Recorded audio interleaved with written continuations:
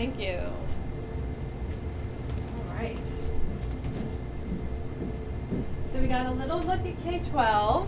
And it was really cool of Linda to stop in. She's like the president of the world. I don't know her actual title. She's super high up. Okay, there you go.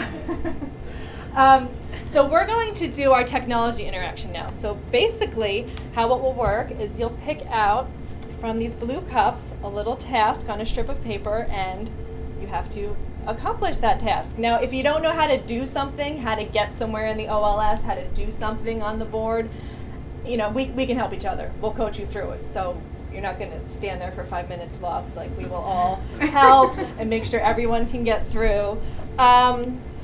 Before we start picking out of the cup, however, I wanted to see if there was maybe a volunteer who could log us into the OLS. Alicia, thank you. And then once we're in, then we can start, doing some of these. Just using my login? Yes, you can just use your login.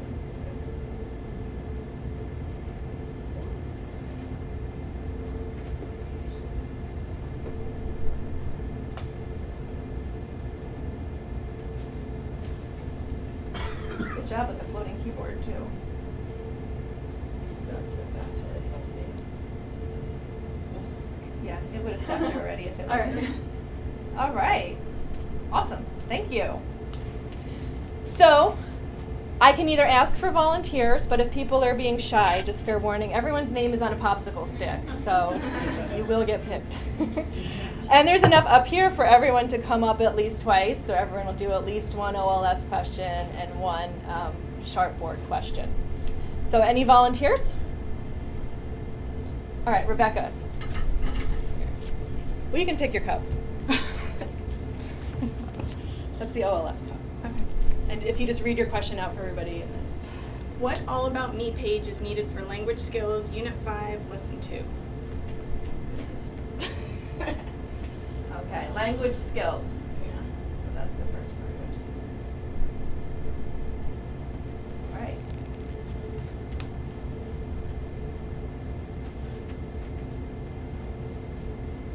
And you can actually close that keyboard if it's in your way too. Yeah, you can exit out and it'll come back if you just, You can kind of think about how you would do it. Yeah. Is this looking familiar to everybody? Everyone did their pre-work, I can tell.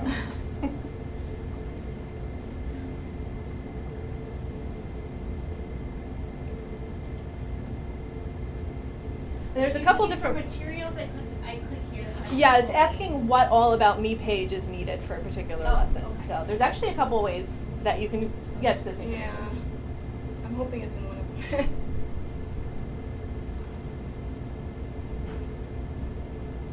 It's just that one. Yeah, you can sit open. Right? Oh. All right, so here we go, K-12 All About Me, page 10. So good job. You did that with no hesitation. That was wonderful. Thank you. All right, who's next? All right. I'll just take this back.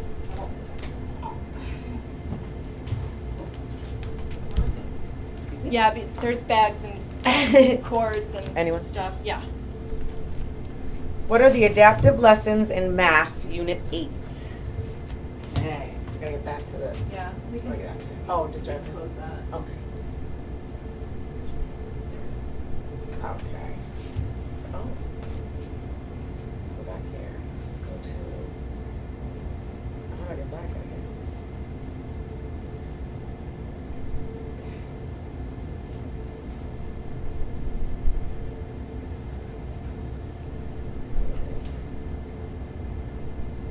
So she's looking for the adaptive lessons.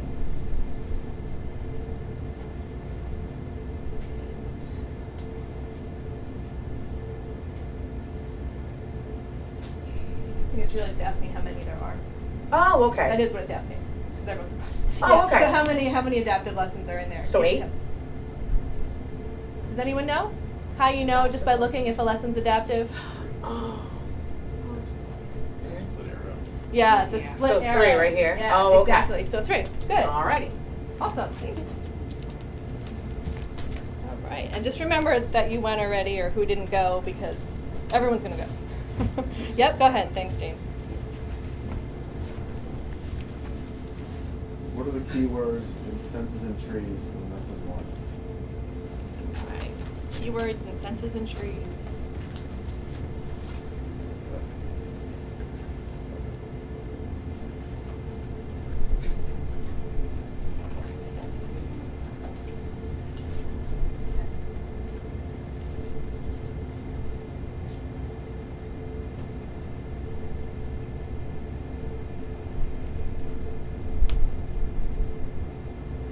Am I right? Mm-hmm. Okay. Yeah, so far so good.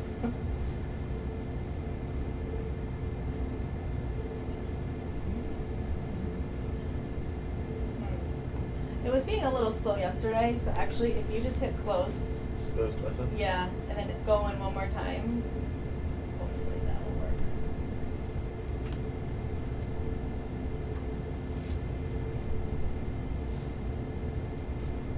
Okay, good.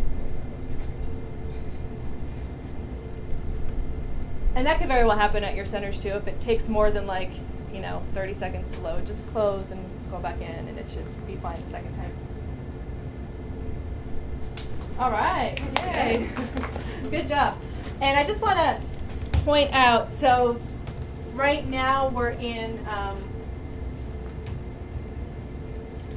the reference courses, which is fine. You can go into the reference courses, but what you can't do in reference courses is mark lessons complete or pull up certain assessments or do things that you can make changes in the account. So when you're in reference courses, it's read only. So if you want to get to where you can mark lessons complete, that was what Rebecca did in the beginning, where you go through the student. That's where you can make changes. All right, who's next? Karen.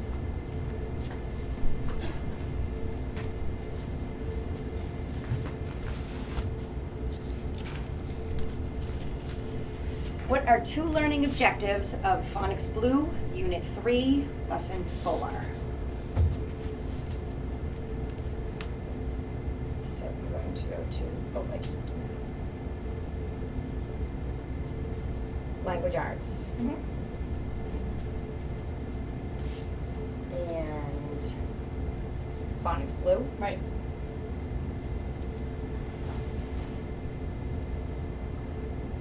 Then we're going to Unit 3. Lesson 4.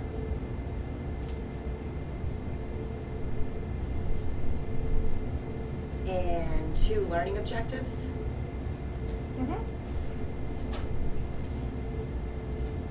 Lesson resources. Yeah, you can click lesson resources. It's always a good place to click. And lesson objectives, right? There's a whole bunch. Right, there's a whole bunch. Okay, I thought there was just gonna be Right. 2. Thank you. So that's one way. So like I said, there's usually at least 2 ways to do almost anything in here. So that was one way, going to lesson resources. You could also click here on the objectives tab.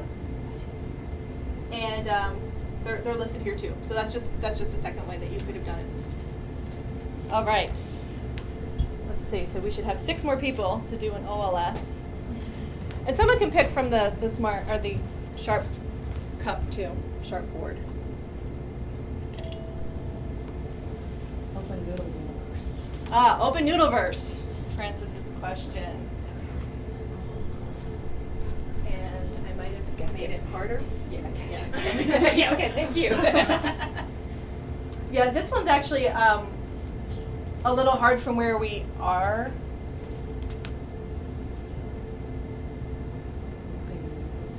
Yeah, Open Noodleverse. Is that familiar to anybody? Yeah, Noodleverse? Oh, It is. It doesn't matter which.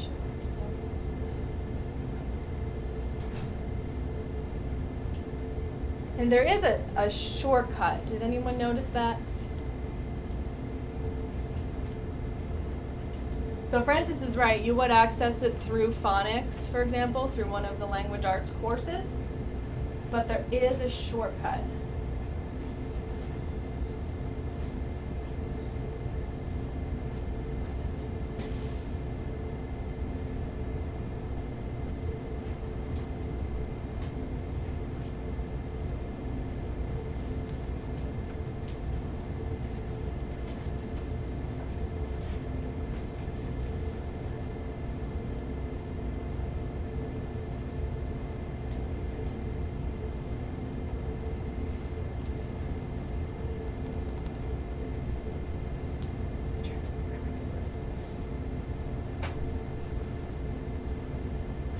Did anyone? No one knew the shortcut, right? Okay. Can I give you a hint? Yeah, give me a hint. Okay. Can you hit the close lesson? Okay. So we'll just, and go hit the home button, the upper left. Okay. Yeah.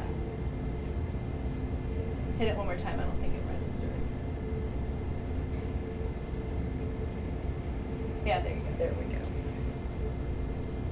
So under quick links at the very bottom is your noodle. Oh, I see. I see, okay. So that's how you can go right to it. I don't think it registered. I have a hard time No, with it- touch screens. It totally takes getting used to. I was here for about 3 hours yesterday afternoon, kind of like playing with that.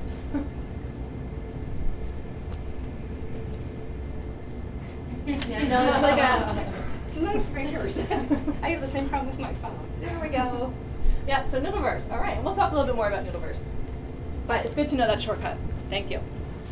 All right, a few more. So we had half of you do your OLS questions. Thank you, Jennifer.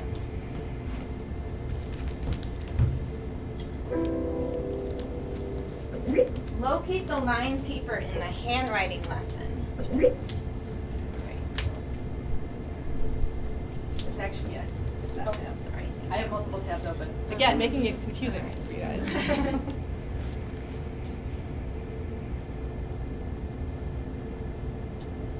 What was your question again? I'm sorry. Locate the line paper in the Oh, handwriting handwriting, lesson. okay. So I'm gonna try to go to handwriting, although I'm sure there's a resource. No, you're doing it right. Okay. Well, it doesn't say which, and I'm assuming it's one. Materials. And then additional line writing paper, Yeah, maybe? there you go. Very good. That was speedy. That's great. It's sideways. That's good job. And this, you can open up any handwriting lesson to get additional writing paper. You do get packs of paper. You've probably noticed if you've gotten your materials already. But it's in case you run out, you could always print out more. And your materials are expected to arrive today, actually. Probably a day or two so when you get them, they will be there. And if you have any issues with materials, just shoot me an email at the interactive support box and I will figure out. We want additional ones. We already got ours. Yes, and they're wonderful, but we do need, it seems like there are photos, so a little bag is supposed to be one per child. We got 4. They're posters, little miniature art posters. No, so we'll go over later on. We can maybe log on to Kale Central towards the end and pull up the materials form so you can see what you're supposed to get. Okay. So, but some things are 1 per child, and some things are 1 per 2, and some are like 1 per 5 children. All right, few more OLS or Sharpboard. Yes, Alicia, thanks. Which bucket am I choosing from? Either cup you want. That's the OLS cup. Okay. So what is the Buffalo doing in the review section of Phonics Blue Unit 2 Lesson 1? So what is the Buffalo doing in the review section of one of the lessons? She really did say buffalo. I know. You're not hearing. So,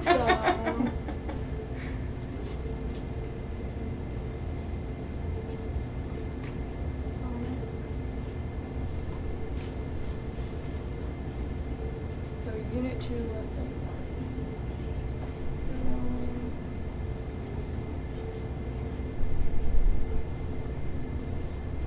1. And you guys are going to be so used to doing this by the end because every day you're doing this multiple times a day, going to the OLS, going to the lessons and the units and all that. So is it talking about that one, or do I have to keep going? There's how did I word the question? It says, what is the Buffalo doing?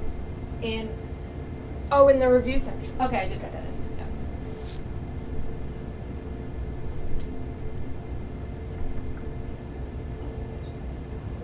I don't know if there's a quick way to get to review.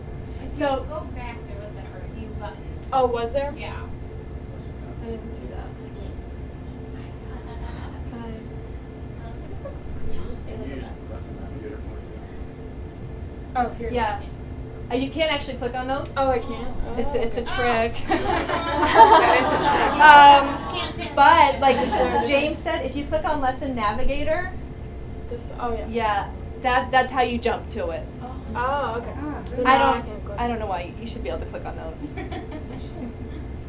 So is it in the activity? Mhm.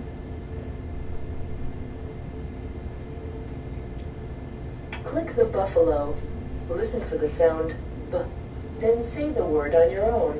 So he's cooking bacon. The buffalo Is is that the cooking answer? bacon. Yes. Okay. Thank you. It's like not one you can guess. Strange. Yeah. I love the buffalo. I had to put that question in there. All right. It wasn't gone yet? All right.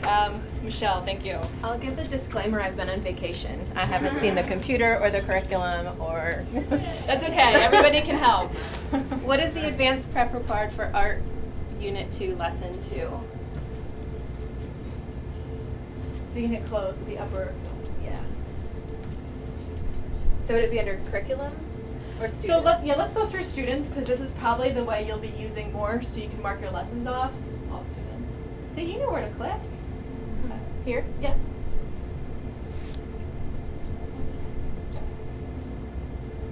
Art's actually all the way at the bottom. And just click where it's blue. Yeah.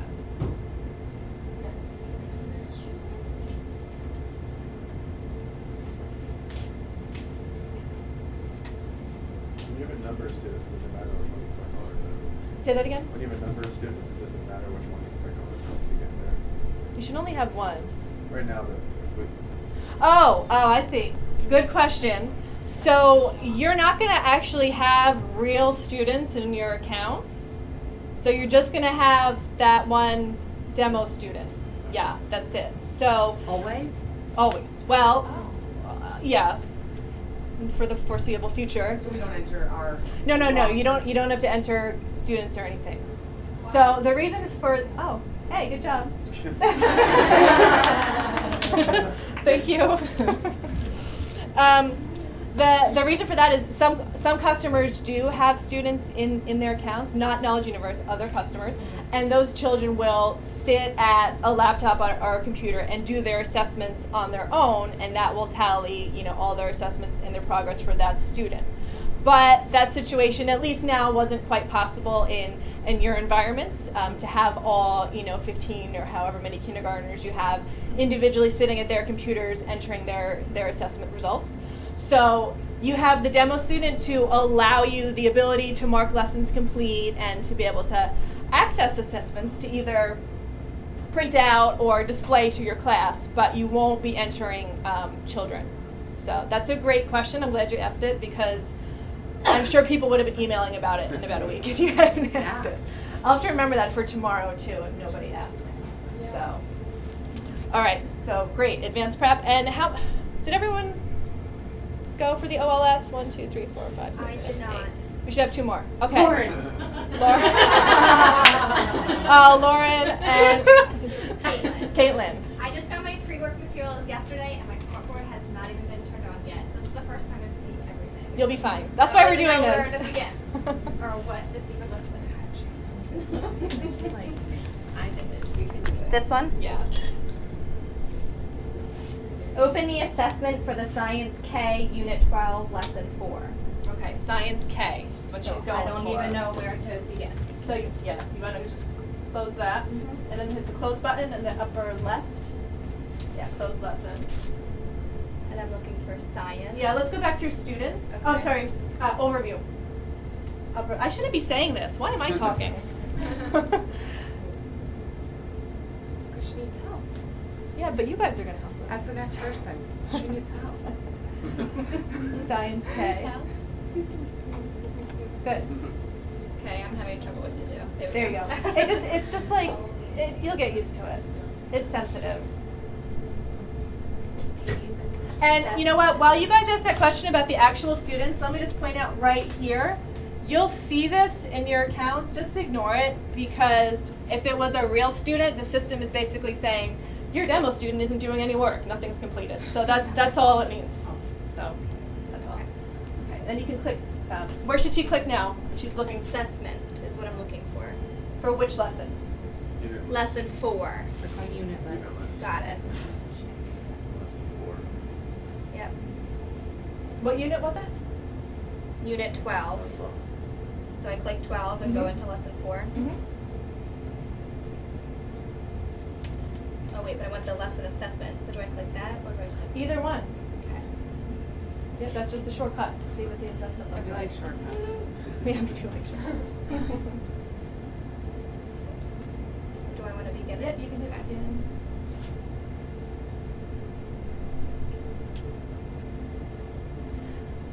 And then this is an offline assessment, so if she clicks the blue link, it'll open up as a PDF. Do you want me to open it? Yeah, you can open it.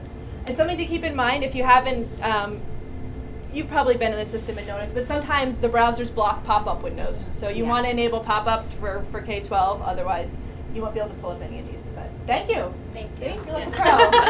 Now you know. All right, Lauren. Thanks for the support, bud. So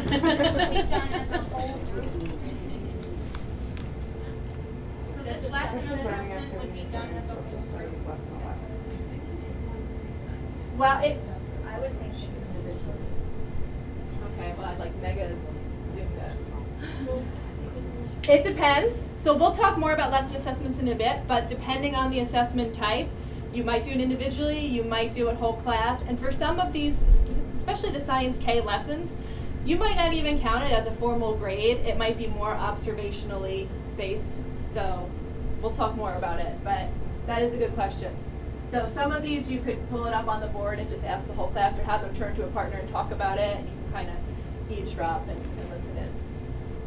All right, I'll just turn back there for you. What was your question? What types of learning activities are in social studies lesson 11? Okay, social studies lesson 11 is our target.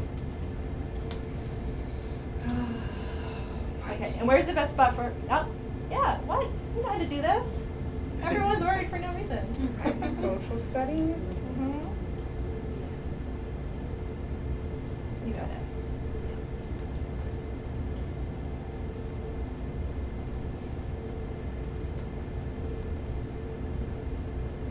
Try it one more time. Okay.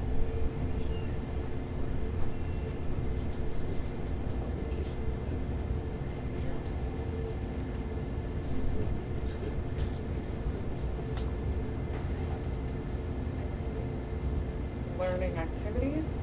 And all that's asking is in that blue box, so there's a learn, a practice, a try it, and a show you know in the social studies lesson. So, good job. I think that was like an easy one. You just thought it was easy. All right, so we'll do some of the, so we haven't picked any of the sharp questions yet, so we'll switch to some of these. So these are questions that are based specifically around the board hardware and software. So who would like to go first for this? I think there's 10 in here, so there should be enough for all. I feel like I'm gonna go. All right, go. I think you'll do well. I feel like I have this burst of confidence. We have the smart board that's I know more nothing. like a projector. Are they switching them out with the screen? Half a question. Do you have a smart board? Somebody I come. do. We have like the projected, like the huge white They're switching them. non-television ones. So, One second. we purchased it ourselves with Scholastic. We like fundraised for it. What is So the you question? retain that. She has a different board. Okay. She just has one. And So, Anybody else? Rebecca kind of did. She's indicating. But no one else looks like they did. So the question was about the light indicators in the corner of the screen. And Kelly, you can tell me if I'm saying this wrong, but Yeah. it's basic. So it's green right now. Everything is good. Everything's on. But it can change to amber or what was the other color? Red. So there's three lights here, and one of them indicates it's asleep. Yeah, so if it's amber, then it means that it could be asleep. So you'll just need to either touch the board to activate it, or on your wireless keyboard. I don't know, some of you have Macintoshes as your personal laptops at home. You have to like hit a key on your keyboard to wake it up. It can also mean that the screen is on, but it might not be hooked up like the HDMI cable in the back might actually be loose. So you just need to make sure all of those connections are pushed in. Yeah. And then red is that it's off. Green is that it's on, and blinking green can also mean that it's actually no, it's just amber. So we're going for green. Green is good. And it can fall asleep. So we're not quite sure how long it takes for it to fall asleep, but maybe if you take the children outside for lunch and recess, when you come back in, maybe it's asleep. You just have to touch the screen or click a button on your keyboard. I think there's a couple more questions in here about the plugs, maybe. So, but we'll be sure to point those out to you, which plug is likely to maybe get jarred and you just need to plug back in. It's just a big one in the back.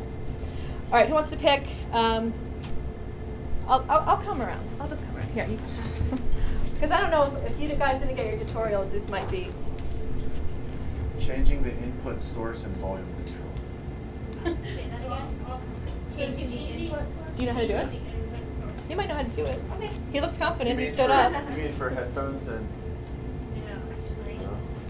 Because I know ours, we were working with ours the other day, we couldn't get volume out of this. So you should have all received a little remote, and kind of like your TV at home, sometimes, I don't know if you have Comcast or which carrier you have, or Time Warner, the input on the TV it'll change. So you're like, I can't watch cable.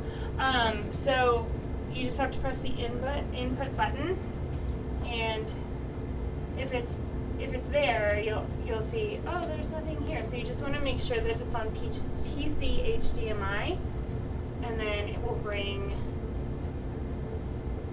everything back. There we go. Say again, Michael. HDMI is the funky cable that connects Yeah. on the back of your TV to your TV. Yeah. So one will be hooked into your actual PC, which is the little black box that's on the back. It's an actual computer by Lenovo, and one plug will be in there, and the other will be in your actual touch screen. So. Is there any reason for them to be utilizing a different input, or should you always just? It should always be on the HDMI. Yeah. Because that's how it will know to connect to the internet and to have it be set up to work. There are a couple in here too. There's one about turning it off and on that we could probably just wait till the end as well. Okay. So. Thank you. Who else wants to pick? Thanks, Rebecca. Show where the screen plugs into the computer. Just at the back. Yeah. Yeah. Basically, it's just the back part of it, right? So, yeah, it should. Well, there's a plug there that looks kind of tenuous, so I don't want to. So I think that would pop out if we turn it. Jill, maybe we should save the rest of these till the end, and then when we're done utilizing the screen, we can kind of move it and show everyone. Okay, so all the rest are kind of those kinds of questions. I believe so. All of. All right. Thank you. Thanks, Lily. Do we have the videos posted anywhere that teachers can access? They will be posted. The calibration video and the hooking your HDMI cable will be posted on the outside. So we'll talk about that a little bit later, but we'll also have some video tutorials for you that you can reference in the future should you find it's not connecting the way you think it should, or you need to recalibrate it. You can always go back to those resources, watch a quick, 2-minute video, and refresh. We'll have that reference.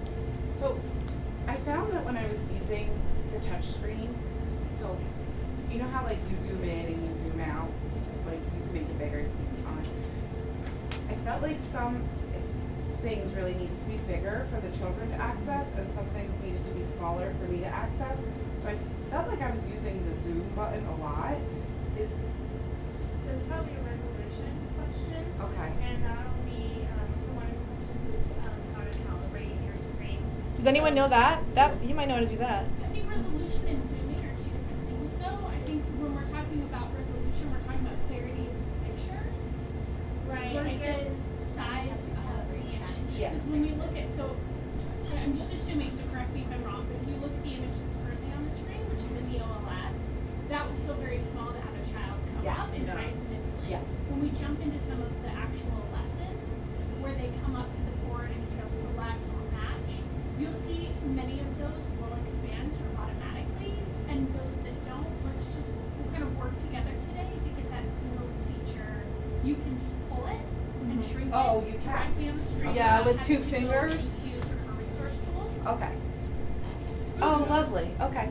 I So didn't it's a even try great that. question, because that is definitely kind of a tool that you'll use to manipulate those exercises. Okay. Yeah. And then really quick, can I ask, so, based on resolution, when you guys first log in to your OLS, like from the K-12 website, is your screen, do you have to scroll over, or is everything formatted, so like you get to the main website and you can just hit OLS or is it formatted? It's formatted. Okay, perfect.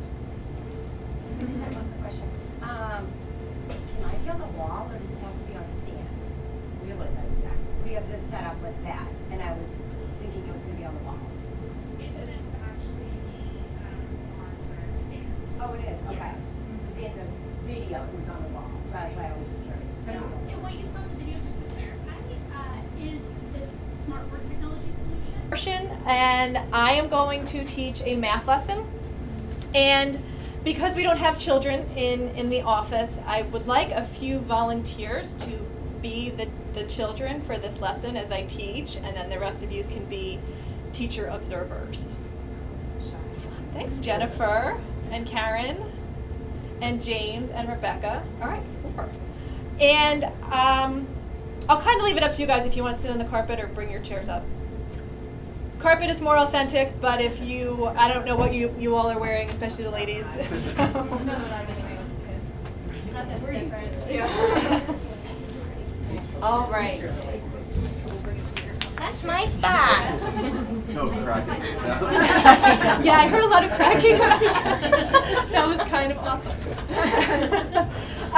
For everyone else, and for you guys to keep in the back of your mind, as we go through this, there were just some questions I wanted you to consider, because at the end we'll take about 10 minutes or so to debrief around some of these questions. So think about how the children were kept engaged throughout the lesson. What kinds of questions were they asked? How were they perhaps using the lesson vocabulary? How was the technology used or not used? Maybe you have other ideas about how it could be used. And then think about how the lesson blended some of the online and offline activities. So those are 5 things. Just keep them in the back of your mind. The blending, the engagement, the vocabulary, and the questioning technology. All right. And somewhat symbolically, we didn't have any masking tape, or we just have clear tape. I'm going to put this on the floor. This is a strategy I like to use with the children. I normally put down like masking tape or something that's solid and they can actually see. And they have to sit on the other side of the tape so they know. If you haven't experienced it yet, children love to cluster up as close to the board as they can possibly get, and so you're like squished. So the tape is a good solution. So I will put this down. You won't be able to see it. But I started the video. yeah, you saw it in the video. I did, Exactly. I That noticed wasn't that. there. Yeah. So there's the symbolic tape. I know. Yeah, right. I'll be like, That's what immediately comes to your mind. all right. As soon as this board came into the classroom, the kids immediately went and sat in front of that. I'm like, no, circle turns I guess I'll stay in your count for a little bit, Alicia, and then I'll switch. Yeah, and I have the pens, so immediately the pre-Kers just came up, grabbed the pens, and we're all just drawing all over the board. Oh, good. See, they're not expensive at No. all. I know, it's This great. magical tape is gonna be beautiful. Mine's gonna be red. Yes. Exactly. Try Velcro on the ground. Otherwise it's gonna be dark. That's a Just good idea. sit in there. Velcro.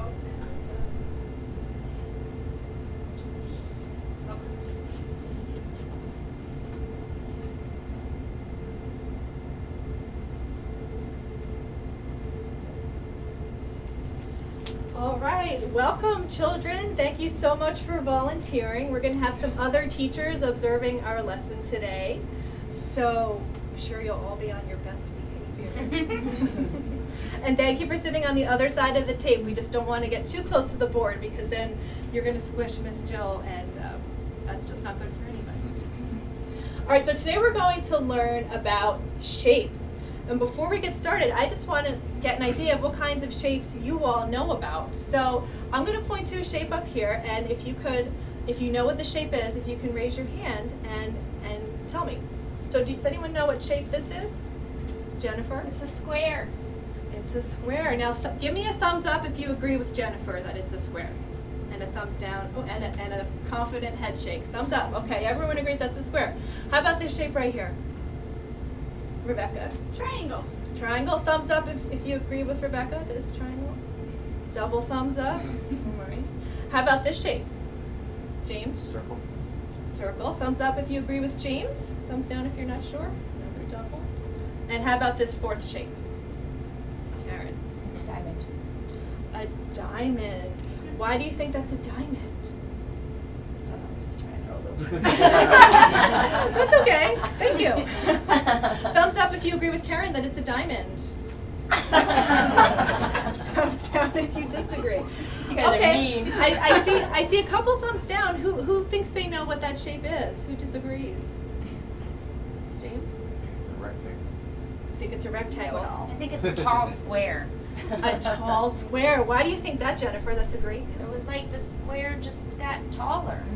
Ah. And how many sides does the square have? It does have 4. And how many sides does the rectangle It have? does have 4. They both have 4 sides. You're right. What? So does the diamond. Well, Karen, you should have explained that before. No, you're absolutely right. So as we go through the lesson, we'll learn a little bit more about what the difference is between the rectangle and the square, but that was a very good observation. Thank you. You're also very well-behaved children, actually raising your hands.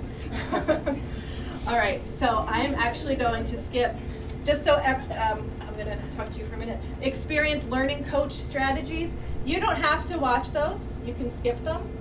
You can watch them, but they're intended oftentimes for parents who are perhaps homeschooling their children. We call them learning coaches. So I'm just going to skip it because I don't want to bring that up on the screen. So I'm going to go to Lesson Navigator. That was one of the questions I had, was balancing the online with teacher itself and students, but I guess you really get to know that once you start diving into the lessons. Do you know what I'm saying? Like, it should, I know like, what you mean. if you click that one and then you're like, oh, kids, that's I not was meant supposed for to read you, this to that's for myself. me, just, Yeah. yeah, and they're Oh, like, blah, blah, yes, you know, they're yes. chatting with their friends and you not being ready to deliver the lesson. Right, then that's something we'll talk about in the lesson planning portion, how for some subject areas in particular, it's super important just to go through the lesson, you know, before you teach it, because in some cases, like in art, for example, there's some slides that you don't need to pull up for your children. You know, it'll be directions for you. So, but that's something we'll mention. That's actually usually not the case in math. It's usually all, you know, to be presented to the children. But that's a good point. Thank you, Jennifer. And that's being a student and seen. All right. So we're going to jump to calendar. So before we get more into shapes, we're just going to do a little review about the calendar. So we need to find the name of the month on this calendar. Who thinks they can find, or who knows where the name of the month is located on that calendar? Karen, do you think you can go up and click on the name of the month? March.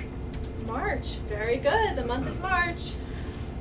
I should have asked if you agreed. I forgot that part. But you're right. Very good. The name of the month is March. And if we hit check. Hit check.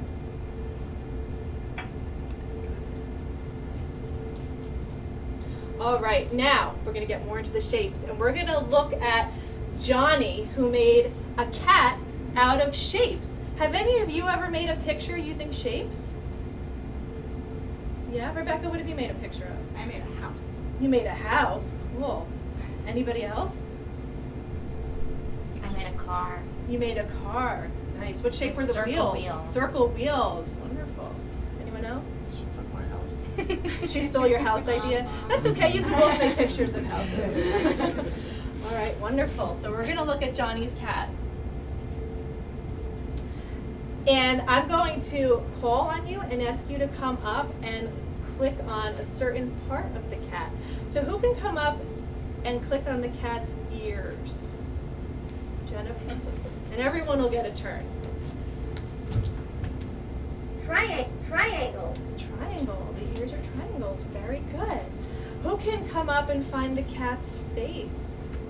James. Circle. Circle. Very good. Thank you, James. Oh, and this is perfect. Yeah, he doesn't really have an expression, does he? No.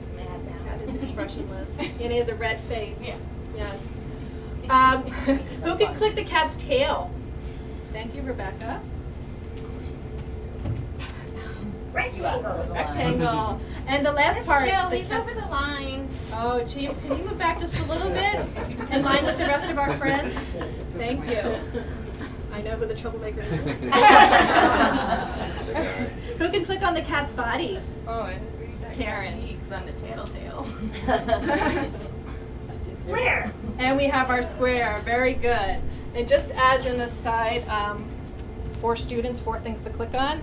That's not always the case, obviously, but that's one of the reasons I have my popsicle stick jar, so that everyone knows they have an equal chance of getting picked. So for example, if James had gone first, I could have picked his stick out and made sure that the other children would then get, equal turns. So it prevents some disagreements. Is that calendar gonna show up every lesson? Is that That every calendar is only in the first 5 units. Okay. And then that section switches to a skills uptake where it might be questions about, shapes or basic addition, just other skills besides calendar. Her toy workshop, and she's going to need help sorting her shape blocks. So, yeah, sorry. I'm still getting used to this too, so I'm just going to expand that for you all. So what we have to do is help her sort things into the correct bin. So I'm going to do the first one as an example. I'm going to click this right here. And when I look at it, I see there's 4 sides, and they all look like they're the same length. So I think that's a square. So I will click here and put it in my square bin. Yeah. Can you drag it? Probably could. Well, I feel like they will drag it because yeah, that's what they do. we haven't been able to figure out how to do that on this board yet. So So no dragging, more clicking. it's so it's click it, and then click again to place it. Because I know they all have their. Yeah, I know. I think it would work on mine, on the projector screen. Dale, It might work on yours. We haven't been able to figure it out yet. We were trying to figure that out yesterday. They can drag on yours, right, Nicole? Or you're not sure? No, I thought mine was click. Yours You might click the shape and you click the click the bucket. bin. Yours is Yeah, I click don't too. think this- Okay. There is a one that's similar like this and it's a click and it is a click and drag. But I think this is how you're doing it. Okay.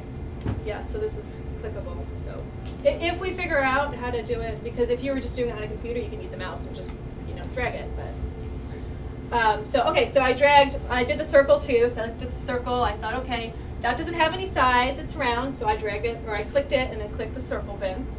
Now, who would like to try another shape? A different shape, maybe one that I haven't done yet. Carrot.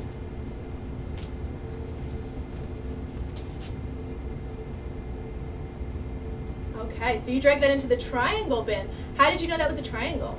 3 sides. 3 sides. Excellent. Is it correct? Or does it not? No, it does. I don't know why it's being. Does it go here? No, it does go here.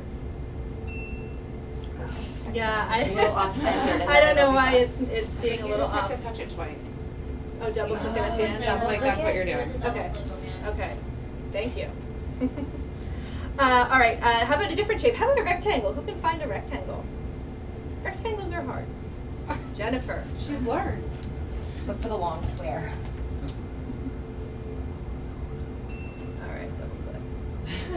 She's going full forward. All right. Oh, So Richard. Jennifer, I'm going to stop you. You know that's what they would do. that's now actually- you want to do them all at once. So I'll stop you. Okay. And how did you know those were all rectangles? That was Because they all have 2 longer sides and 2 shorter sides and 4 corners. great. That was a great answer. Now, let's look at those rectangles that Jennifer dragged over there. Do they all look the same? How do they look different? Different This colors. one's fat, One's standing this up. one's skinnier. Different this one's tall, colors, this one's on its side. different thickness, different orientation. I guess I would use a different word. If This one's Um, sleeping, that one's standing. Yeah, they're in different positions. Very good. But like Jennifer said, she knows they're all rectangles because they all have 4 corners, 2 short sides, and 2 long sides. So they might be different colors and sizes, but they're all the same shape. Thank you, Jennifer. I had a question before we move on. Time. I notice everything is blocked by times. Was there something in the beginning that told us how long we should be spending on this? There is in the teacher guide. Form. Okay. Yeah, it'll tell you, like 15 minutes for this activity, Just to keep 30 an for eye this. on the clock. 'Cause- Okay. If you tap that, doesn't it tell you where time's left? Yeah, actually, it does. Oh, I see what you That's mean. cool. Oh, Mhm. that's wow. Yeah, thank you for pointing that out. So, and that's how much time should be remaining. Should be remaining, Yeah. So just right. And it's worth keeping in mind too, especially because I know you all have different class sizes. So the classes that are larger, of course, this might take a little bit longer because you might want to pull a couple extra students up to the board. And certain games you might not need. So like, for example, I could stop right now and say, okay, we're going to move on. If you don't have time, you don't have to drag every single shape as long as you know they get the gist and they know their shapes and how they should be sorted. And we could reset it if there wasn't enough, or if someone goes out there and does them all. We could reset it. And then- Yeah, well, if you hit reset, it's just going to put everything back. That's what I But mean, yeah. in case someone didn't get a turn. Yeah, I can do that right now. Oh, well, that wasn't fully in there again. Reset. Okay. So, yeah. And you could always come back to this too, like if at the end of the day you had 5 or 10 extra minutes, if you just wanted to pull this up and have some students go up to the board and use it, that's totally fine as well. All right, so just for sake of time, I'm gonna go on to the next slide.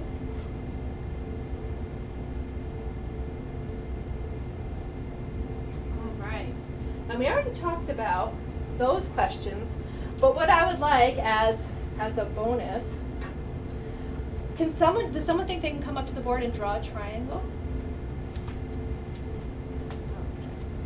Now I'm gonna pull up, You guys have scarred me by diamonds. I just pulled up the overlay, the pen overlay. Okay, so you specifically answered the question. And where am I going? Right And here? yeah, right in the white space. All right, great. And Karen knows that's a triangle because It has 3 sides. it has 3 sides. Excellent. Thank you. And who wants to come up and draw a square? Rebecca? Okay. Did you change the color? I did. Ah. I was trying to be slick about it. I thought I did. Actually, it didn't look like it switched. Didn't. Making a house, Karen. She's making a shape picture. And how do you know that's a square? It's got 4 sides and they're the same. All right, great. Thank you. Okay, now I did it. Now, is this something you're doing that's just extra? Because we already talked about the questions 1 through 4, and then you just, Yeah, so actually in your teacher guide, it's not going to say bring kids up to the board and draw shapes. It's not going to talk about the board at all, really. So this is just something extra that I put in. If you had your teacher guide out and were following it word for word, I'm not following it word for word. I'm doing the activities, I'm adding some things in, I might be spending more time on one thing than another. Just like how you always teach, right? I mean, you're probably not always following the exact timing of what the book says. It just depends on your students, your class size, their level of understanding. A lot of times we find with the students that you're serving, they might know their shapes, pretty well, so you don't need to spend a whole, ton of time on this particular lesson, so you might be able to go a little bit more quickly. Who can draw the circle? Who hasn't been up here? Who wants to turn with the pen? All right, James.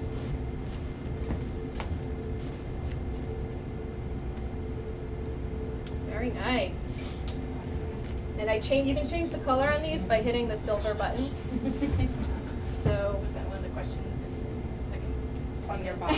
I don't know if that was one of the questions. Maybe it should have been. Probably. But Good to know. I didn't know that. yeah, I just learned that yesterday. I was wondering what the buttons were. The black button's for right click, if you wanted this to function as a right click. So. And the last one is rectangle. Who didn't draw yet? Jennifer.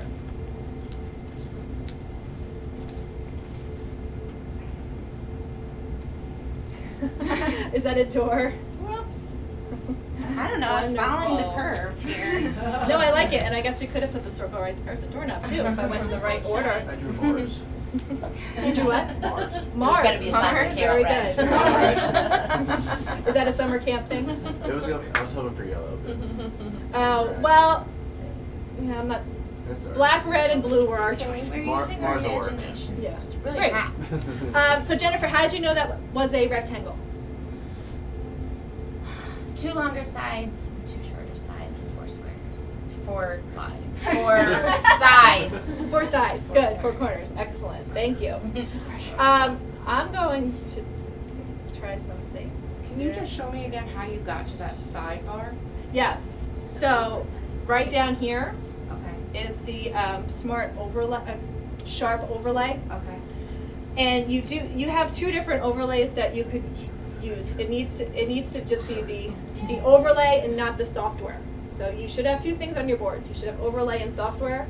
Overlay is what you need to open to be able to write Okay. on a screen like this. Okay. Well, I was having trouble on my login. I can't access those. I have to go into this, it's called the Smartboard login.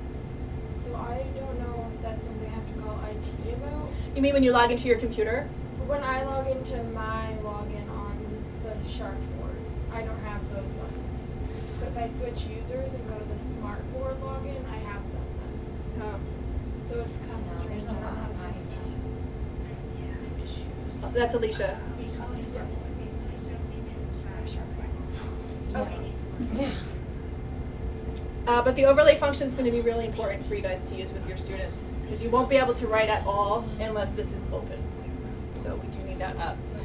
I wanted to see. So I'm going to draw my own triangle. And no. Thanks.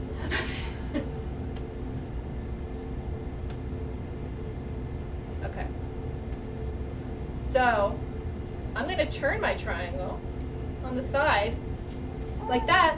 Is it still a triangle? Why is it still a triangle? It still has 3 sides. Yeah, all I did was change where it was, right? And let me also try that with, I'm going to draw in, and I could have maybe done that with these, but since they're making a house, I'm just doing a separate shape. So it's on its own.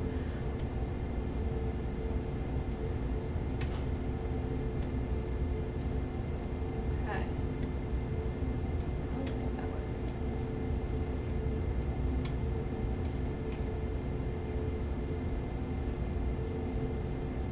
Is my square still a square? No, it's a diamond. Mm. Back in play. Right. And this actually comes up in every lesson that I've done with the children, actually. So I turned it on its side, and now it looks like a diamond, right? It does, but guess what? It still has how many sides? 4. And all those sides are still the same length, approximately. So all I did was turn it, and now it looks like a diamond, but you know what that means? A diamond and a square are the same shape, just one. Just one is turned sideways. You should be up here as one of the children too, Kelly. So this is something, rotating the shapes, that's something that you can do with your board software. So I just wanted to take a second and make sure I integrated that into the lesson as well. Like I said, it's not written in your teacher guide, but you have the board, so use it. So jazz it up a little bit.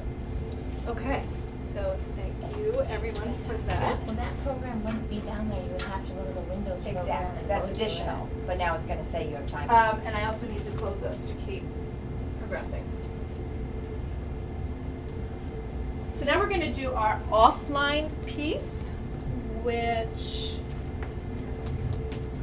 So everyone's going to get a bag, but when you get your bag, please don't open it yet. Okay, we're going to keep it shut. She's going to open it. I was just gonna say. He is, I'm the goody Becca. two-shoes, he's jumping.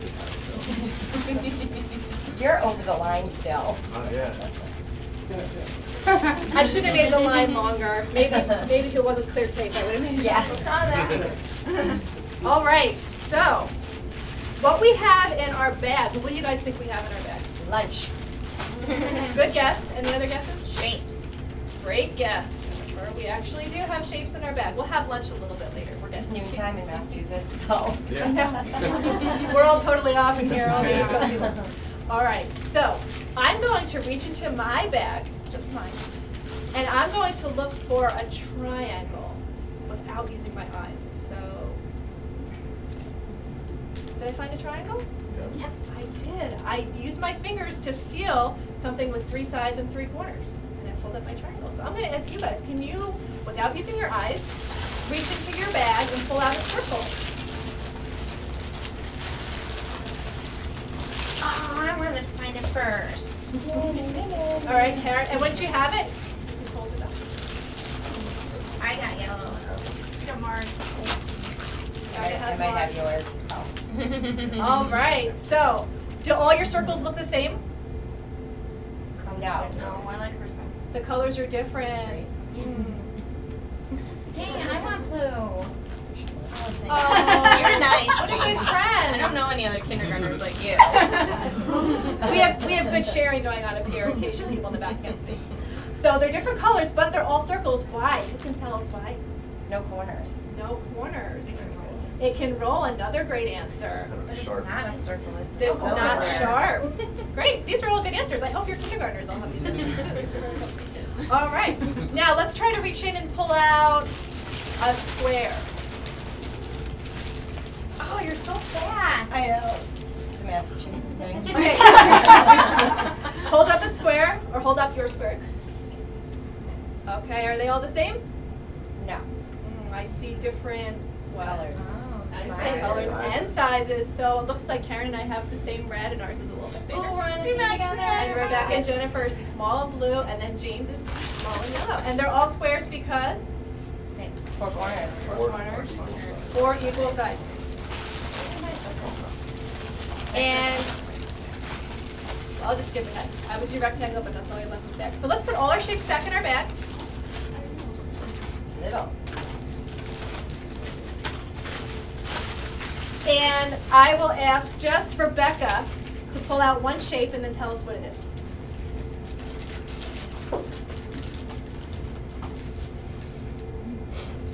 I found a triangle. Okay, and how do you know it's a triangle? It's half a diamond. It's got 1, 2, 3 sides. 3 sides. Thumbs up if you agree with Rebecca that it's a triangle. Great, everyone agrees. Good job. Rebecca, you can bring your triangle back, and then Karen, you can pull out a shape that's different from a triangle. And what's that? A square. A square. And how do you know? It still has 4 corners. 4 corners. All right. And how about the sides? What's special about the sides? They're all the same. Okay. Thumbs up if you agree with Karen that that's a square. You're also supportive. All right, Jennifer, can you pull out a different shape? I have a circle. And we know that's a circle because It has no sides. sides. Thumbs up if you agree with Jennifer, and thumbs down if you don't. Okay. And what shape is left? James, do you remember what shape is I had left? to think about what she Rectangle? No. Yeah, no, you're right. Rectangle. So can you reach in and find a rectangle? The tricky one.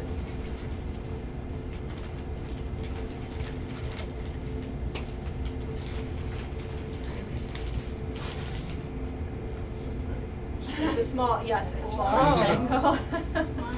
All right, and how do we know that's a rectangle? 2 sides, 2 long sides, and 2 small sides. Very good. 2 long sides, 2 short sides. Excellent. Okay, so you can put your shapes back in the bag.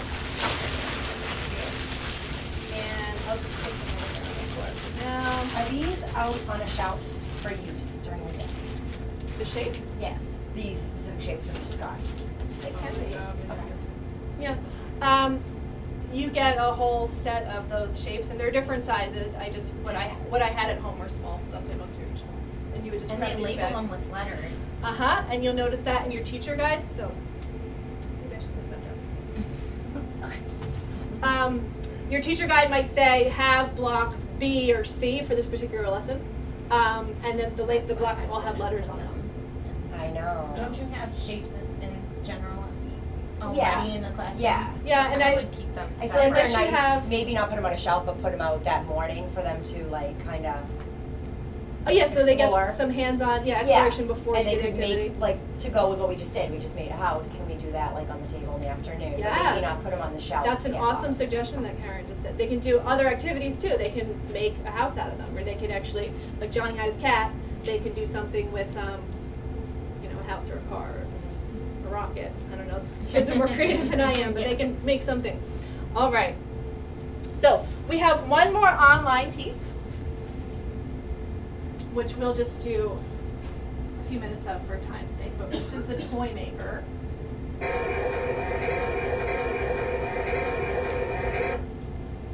So the way we play this game, and we're going to make a toy out of shapes. So we have to help this machine figure out what shape is what. So we are supposed to click the shape that matches what we see here. So I see a shape that's round with no corners and circle. And then it's going to suck it up into the machine as it gets ready to make its toy. So who thinks they know what shape that is? Karen. I don't want to be a devil's advocate. I can tell you. Cylinder, it's not a circle. I know. I know. It's a Which triangular. is probably part of the after, right? It goes into 3D shapes. There are some 3D shapes. Yeah, in the next unit or two, I think. Okay, so we had our circle. I'll just do this one for time. Oh, it's counting down. Yeah, it's counting down up here. Okay, who thinks they know what shape that is? You come up, Rebecca. Right.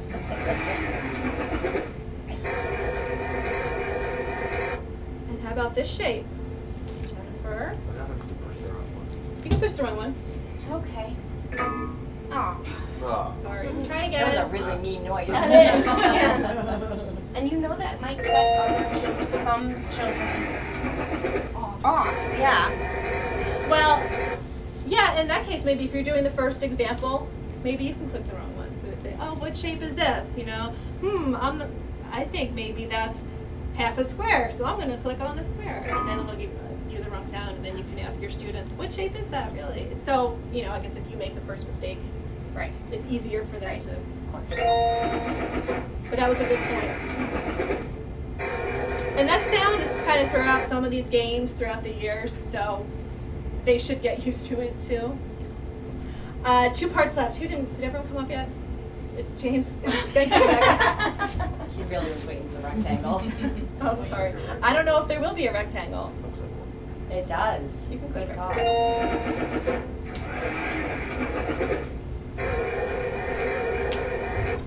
I've seen lots of circles and lots of triangles. What do you think this is going to be? A bicycle. A bicycle? I have no idea. A go-kart. Yeah, the kids would be. What did you say? Stoplight now. A stoplight? What did we do at Blue? We'll have to see what it means.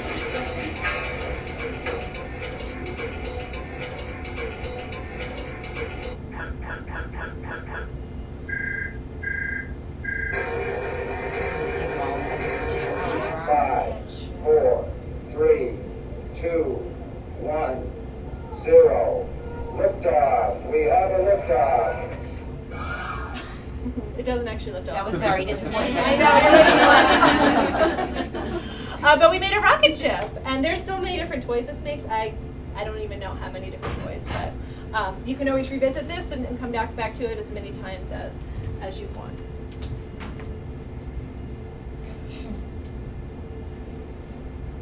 So I actually I jumped over that. I should have, well, it doesn't really matter too much. In the book, it tells you to do that before you go to the offline, and I forgot about it, but so that's why the order's a little bit different. So this is the last piece of today's lesson. I'm actually going to hand each of you a compare shapes sheet. Is this out of their blue book? It is. It's out of their activity book. So we're ripping them out? Or will they be opening them Well- up to page 9? Well, it suggests that they put them in white binders. Yes, So it you has do rip holes. it out, and then you. Teachers do it in different ways. Some The teachers kids cannot rip them out. Some teachers pre-rip, and some teachers just leave all the pages in the workbook. So it's really, it's however you want to do it, what you're more comfortable with, how big your class size is. If you rip it out, then I guess the families get something home that they could review or whatever. Yeah, so I printed this out, but it's in their workbooks, and you can pull the page up. I already have it right here. Which I think is really great that all the pages in the workbook are also online, because then you can pull them up and review it as a whole class. Also, I normally keep the children on the floor when I do this, and the centers generally have like dry erase boards or clipboards that the students can write on as like a backing. Some teachers send their children back to their seats. It's up to you. I find it easier to keep them here, so then when we review, we're already all at the board. But it depends on your class. Are they doing this on their own to start? They're doing it on their own to start. So we can do question 1 together. So we go review the directions, but we're looking at the shapes on the basket, and then we're looking at these shapes in the row next to the basket. And we have to circle the shape that is the same as what's in the row. So you pretend that you have pencils, which I didn't give you. And then I would have you do the answers on your own, 1 through 4. There's a back too, but we won't worry about that right now. And then once children have completed those first 4 on their own, then we can go and review it up on the board. So for number 1, who thinks they can come up and circle the shape that's in the basket? James, you're already here. Great. Good job. And what shape is that? A circle. A circle. And then we'll just do number 2. Who wants to do number 2?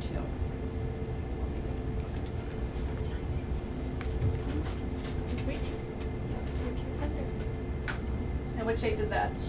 Square. Very good. And this is where I usually get diamond when I'm doing a lesson with the children. It's a diamond. And then you can show how it rotates on the board.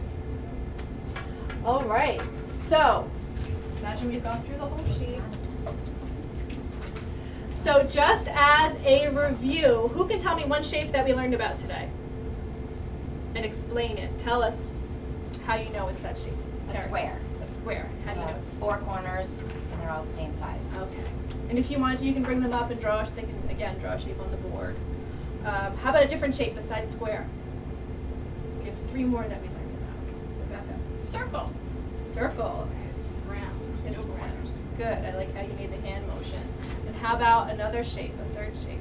James. Triangle. How do you know what is a triangle? Has 3 sides. It's 3 sides. Very good. What's the last shape? I don't know, I wasn't paying attention. I wasn't here. What was the rectangle? Thank you. I was thinking about what if they circled the rectangle? Would you click on it and click the trash button so that because then you need to, Well, you could. self-correct or correct or just. So there's an erase right here. Mm-hmm. You could erase it. Or drag it. Okay, so yeah. Is there an undo? Or there's an undo, which is this one. Which is the last. Okay. Yeah. So I can actually undo what I just did, and it'll pop it Okay. back up. So, but that's a good question. You can, if you select the pointer and try to drag the box around Yeah. it. That's what I was doing before. Mm-hmm. And then, well, that blue button is what will let you delete it, which isn't coming back. Did everyone see that blue button? That's right. Yeah. That's how you would delete it. One of the ways. Yeah, delete. But the erase button or the undo might be the easiest way. Great question. All right, so thank you very much. School's out. Yeah, school's out. Thanks for volunteering and for sitting on the floor for so long. Learning activities. So math is a blend of online and offline. So you'll have your calendar, which then switches to skills update after the first 5 units. That's always going to be online. And then you'll have a couple other online activities, like the Get Ready section is usually online. And then you have a Learn section, which is either online or offline. So math is a good blend of everything. You're always going to get both in every math lesson, online and offline activities. The physical materials. And just so you know, I have math up here, art, science, and then language arts is over there. I'll direct you again once you know what your subject areas are. For math, you're getting one activity book for every child in your class. And you also have an offline lesson guide as well. So every page in here and in the activity book, you can also access online.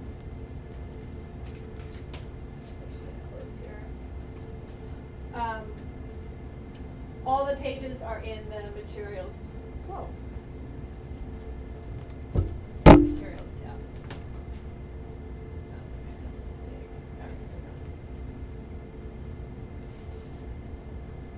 So anything in blue here is a page from the activity book or your teacher guide. So, but I think it's handy to have an offline copy too, as well, for planning purposes.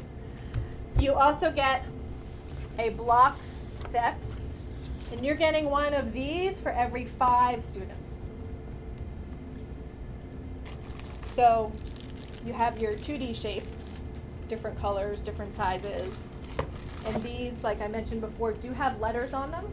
So I have some F and A blocks in here, some E and K blocks in here, for example. The lessons do also tell you what shape it is, so you don't have to say, oh, F, and go look through every block for the F block. You'll also know it's like a triangle, so that'll have narrowed down. You have your 3D shape blocks, one for every 5, say some cylinders, a sphere, triangular pyramid in here. Those also have letters on the bottom. And then snap cubes, which if you are an existing kindergarten program, you probably have some of these anyway, just the connecting cubes. So you get a set of these for every 5 children as well. And those are your math materials. The block set, student book, teacher guide. A brief additional word about materials, this is just in general. So the kit you received is materials for 10 students.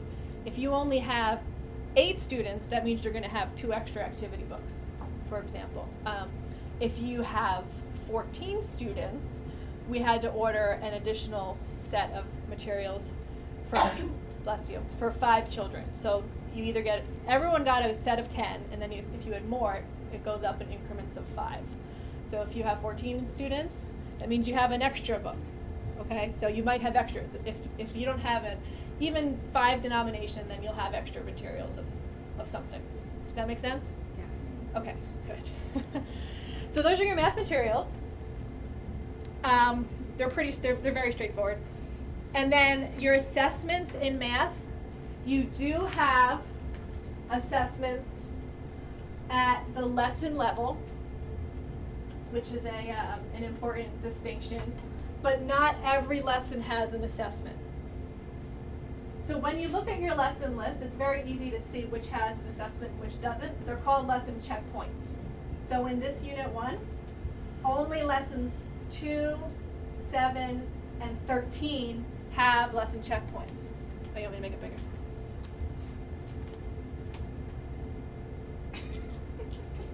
Oh, I need to get better at this. So 2, 7, and then 13 was down there, have lesson checkpoints. The reason not every lesson has a checkpoint is that some of these topics, like here, shapes and sizes, not everything that was required for mastery was completely taught in one lesson. It's spread out over 2, 3, 4, maybe even 5 lessons before they get that formal assessment. If you want to check progress before you get to that assessment, basically every lesson has one of these workbook pages associated with it, usually called the Try It section, and you can kind of use this as your formative assessment as you go through before you get to these summative assessments. So that's the lesson level, and math also has a unit level. At the end of every unit, there's a summative unit checkpoint that you'll be giving to children too. So I'm mentioning specifically lesson and unit because you'll see as we hear other people's presentations, some subject areas don't have lesson assessments and only have unit assessments, or vice versa. So math has both, lesson sometimes, and then unit always. They're usually offline, need to be printed out for your children, the lesson checkpoints. And sometimes the unit checkpoint will be in two pieces. They might have a couple online questions, and then the rest will be offline.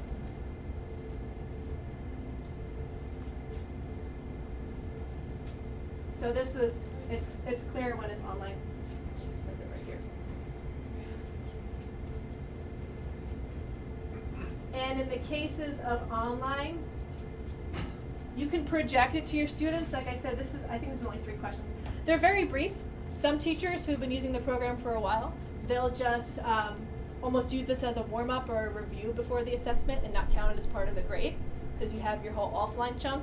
And sometimes they have their children just talk about it with a partner, or write it down on paper, or write it on a dry erase board, so it's a more informal piece of the assessment, the online component. So they're mostly offline, but sometimes they'll have these online pieces. Does that make sense? Yes. All right, cool. That was 5 minutes. Gotcha. Thank you. It might have been 6, I might have lied. I'm not quite sure when I started. But, so that's, those are those 1, 2, 3, 4, those 5 points. That's it. So now I'm going to add just a couple extra points.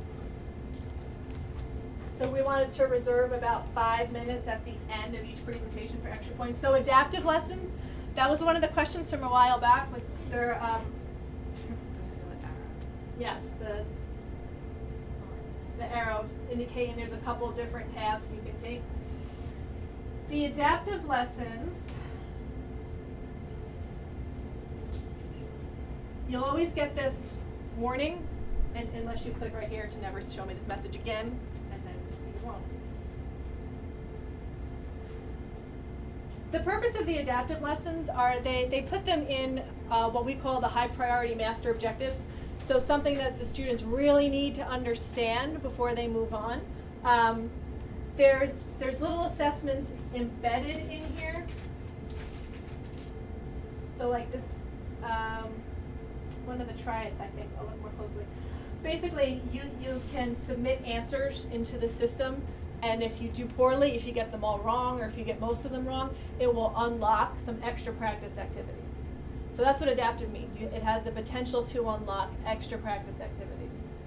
So what this means for you guys is there's a couple ways you can unlock them. Because you're using that dummy student account I talked about, if you choose to go through the dummy student account, you would just have to input answers that you know are wrong. If you feel as though you have to unlock these, if you feel like your kids know every single one of these, then you can just skip it. You don't have to do the adaptives. But you know what they are because they're going to be here, they're going to be grayed out, like this, right? So they're not unlocked right now. They're there, but they're not unlocked because they don't know if your class needs it or not. So, here.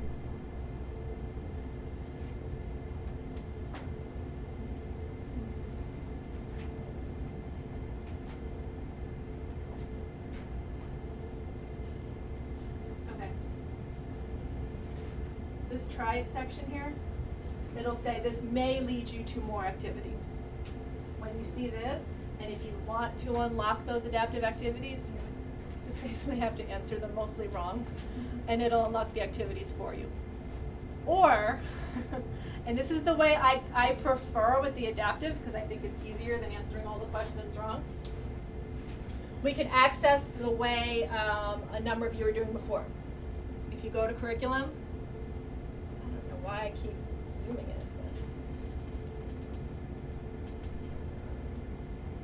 But. Reference courses, math. The reason I go through reference courses is because these are read only. You can't enter answers, but because of that, the adaptive activities are already unlocked. So you don't have to bother with entering answers wrong. You can just automatically